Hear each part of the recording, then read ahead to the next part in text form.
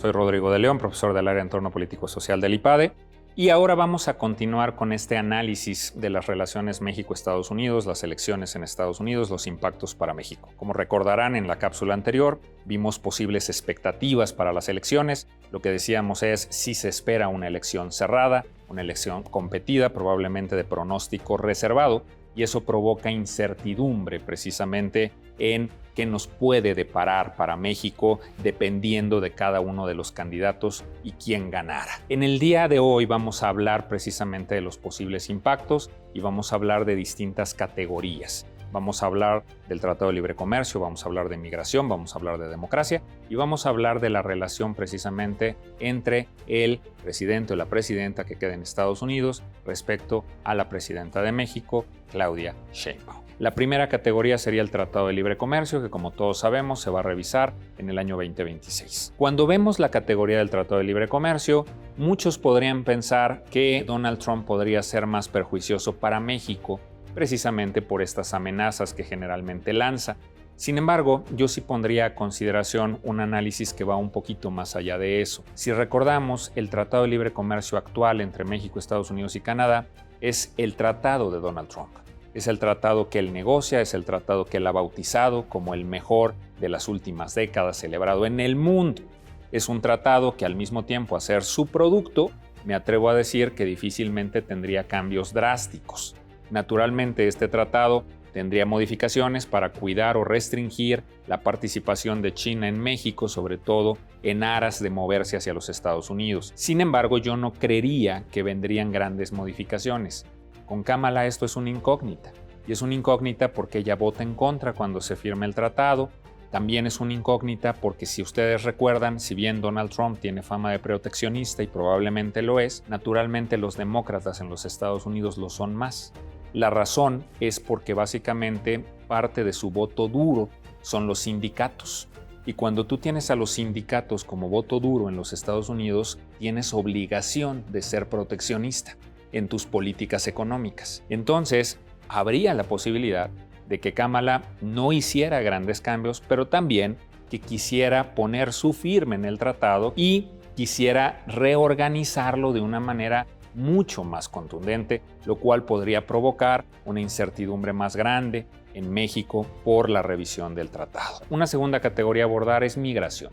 Sin duda, en términos migratorios también es complejo los dos lados, porque como recordamos, los demócratas con Obama especialmente también tienen una historia de deportaciones. Sin embargo, también hay que decir que la amenaza de Donald Trump de la deportación masiva es un tema mayor, porque si en algún momento esto sucediera, generaría un grado de inestabilidad muy grande en este país. Con los dos realmente esperamos cierto grado de inestabilidad, de incertidumbre y de presión en términos migratorios. Digamos simplemente que sí, las promesas de Trump se cumplieran, son de mayor envergadura que las de Kamala. El tercer elemento es la democracia. Donald Trump es un presidente que, como todos sabemos, tiene probablemente inclinaciones autoritarias y no puede llevarlas a cabo de una manera más clara porque es presidente o ha sido presidente de los Estados Unidos, en donde las instituciones democráticas son sumamente sólidas. Sin embargo, en este momento en el que el mundo está cada vez más en la sombra del autoritarismo,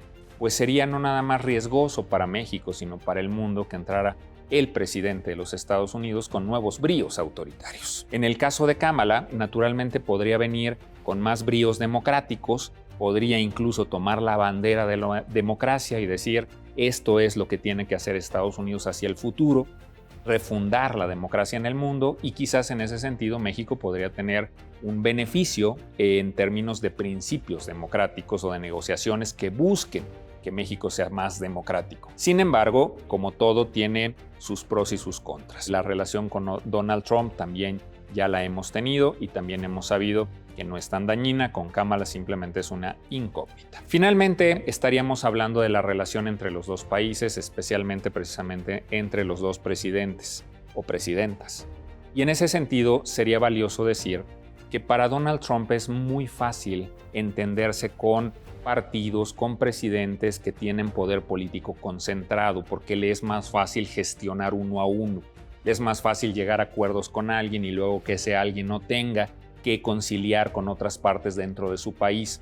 En ese sentido, a Donald Trump probablemente le agradará un modelo de mayor concentración política en México. Sin embargo, en el caso de Kamala habría otra característica que habría que analizar, que es precisamente la relación de dos presidentas que lo son por primera vez en sus países, dos presidentas que llegan con un endorsement o con un apoyo distinto. Por ejemplo, en esta ocasión, y esa es la razón, una de las razones por las que Kamala realmente está compitiendo, es la primera vez que vemos las grandes figuras demócratas detrás de un candidato presidencial. La primera vez que vemos a los Obama, que vemos a los Clinton, que vemos a Pelosi, que vemos a todos juntos detrás de un candidato y su vicepresidente en la fórmula. Claudia, si ustedes se fijan, también parecería que llega arropada por el presidente, después expresidente López Obrador, pero al mismo tiempo todos sabemos que va a tener muchísimas gestiones con muchísimos grupos internos de Morena, de los otros partidos, y va a tener muchísima oposición interna. Entonces, el hecho de que Kamala ganara en Estados Unidos podría provocar esta alianza entre dos mujeres que fortaleciera mucho a Claudia y que le diera muchísima fuerza para negociar internamente en México y poder llevar a cabo un proyecto de nación que sea el propio de ella y no aquel que quizás puede ser heredado. Entonces, sin duda, cada uno de estos dos personajes tendría incertidumbres distintas y hoy no sabemos precisamente cuál podría ser más conveniente para México. Lo que les puedo decir es, sin duda alguna,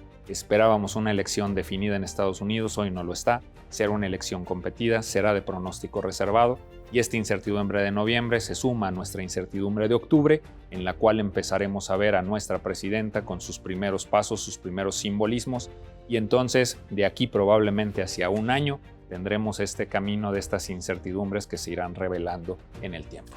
Pues ojalá les haya servido esta información y nos vemos para la siguiente cápsula.